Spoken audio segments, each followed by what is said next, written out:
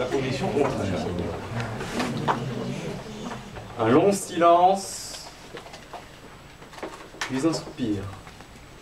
Dans une petite salle de la vieille Venise se déroule une bien étrange inquisition pour un enfant. Il n'avait pourtant rien d'extraordinaire, ce petit.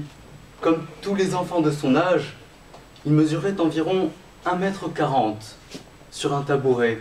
Il aimait rêver, rire, chanter, pleurer. Seul petit signe de cette enfance à peu près joyeuse, il s'approchait encore à son sourire, comme s'il s'approchait encore à son premier jouet. Comme si un coup de fouet, comme si 2 coups de fouet, comme si 10 coups, 20 coups, 100 coups vifs n'auraient jamais suffi à faire taire son insolence silencieuse. Mes chers amis, chers membres du jury, la vérité arrive toujours par le mensonge. Étrange scène d'un jeune homme presque ordinaire, à cette exception près qu'il était pourvu de 4 ficelles, de 2 jambes de bois et d'un nez terriblement long, une péninsule, un perchoir.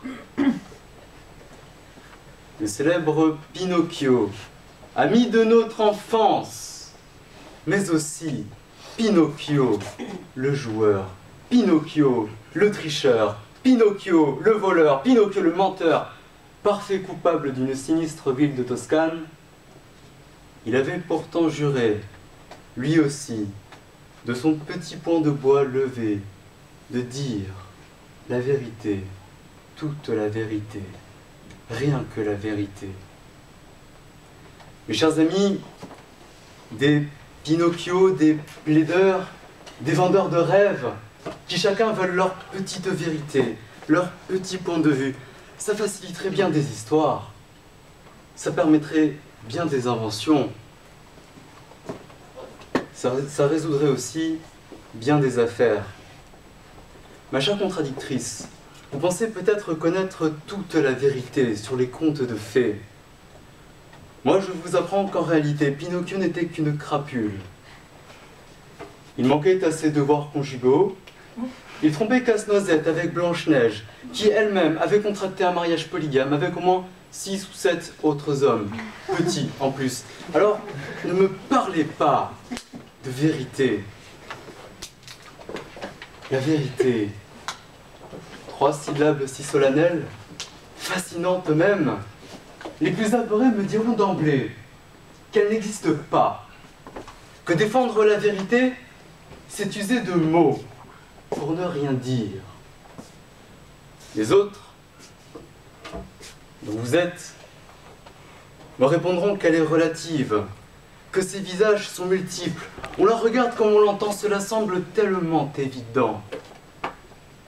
Et pourtant, j'y crois encore. Oui, je crois que l'on peut toujours la poursuivre. En réalité, c'est elle qui nous rattrape, qui nous effraie. On la recherche du matin au soir, du soir au matin. L'œil tourne et finalement, tel épris qui croyait prendre, ce n'est pas vous, ce n'est pas moi, c'est elle qui nous regarde.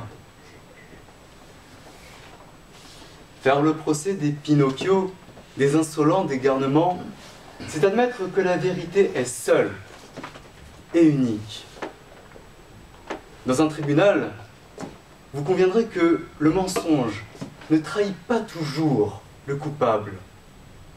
Le mensonge devient alors vérité parmi d'autres, un point de vue parmi d'autres. Comment pourrait-il en être autrement ? Son nez ne tremble pas, sa voix ne vibre pas, sa langue ne fourche pas. Il n'a d'ailleurs pas de parole, le coupable. C'est bien pour cela qu'il a un avocat. Mais de là à dire que 2 avocats valent 2 points de vue, il n'y a qu'un pas. Moi, je crois que les avocats qui s'opposent et les plaideurs qui combattent ne défendent qu'une seule et même cause, la justice, la vérité. Je crois que c'est précisément par le biais de cette opposition que la vérité se dévoile pas à mot, souffle après souffle. Je crois que chacun apporte une part de vérité petite pour en dévoiler une autre, plus grande. Pinocchio. Et qui était-il? Certains diront qu'il était un pantin de bois, d'autres que son cœur était de chair, ses pensées, ses larmes un peu trop humaines peut-être. Pinocchio n'était ni l'un ni l'autre, mais un peu des deux. La vérité l'est tout autant. Elle n'est qu'un peu des deux. Vous savez, quand j'avais 4 ans et demi, ma mère me racontait cette histoire que j'aimais tant, celle de Pinocchio, et je passais des rêves absolument merveilleux, très doux, très beaux. Et puis j'ai appris plus tard qu'il s'agissait là d'un mensonge. Alors, quand j'étais plus grand, mon père me faisait réciter quelques fables au coin du feu, celle de La Fontaine. Je l'ai trouvée délicieuse, je l'ai trouvée vraie. Vous savez, le loup, le renard, la vipère, vous savez, tous étaient de grands enfants. Et quand on grandit, on voit bien que ce qui nous entoure, en vérité, n'est qu'un carnaval, celui des animaux, une fable, une comédie balsacienne, un lac des cygnes, appelez ça comme vous l'entendez. Mais elle restera une valse incessante de mensonges, de vanité. La vérité, on l'enterre bien au fond. On croit qu'elle n'est qu'une affaire de point de vue, de regard, d'apparence.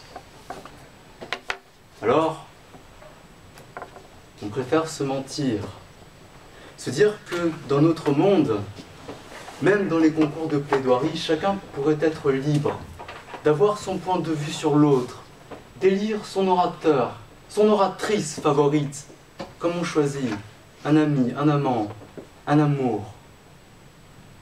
On préfère se dire qu'il n'y a pas de vainqueur, qu'il n'y a pas de vaincu, parce que tous les points de vue sont différents, parce que tous les points de vue ne s'accordent pas sur ces grandes notions que sont l'amour, la vérité, que sais-je encore, parce qu'il n'y en a pas qu'un seul. Mais cet univers-là, ce monde imaginaire, celui de Pinocchio, celui des fables et des contes, des rois et des princesses, ce monde-là, ma chère contradictrice, n'existe pas. La vérité, elle, est différente.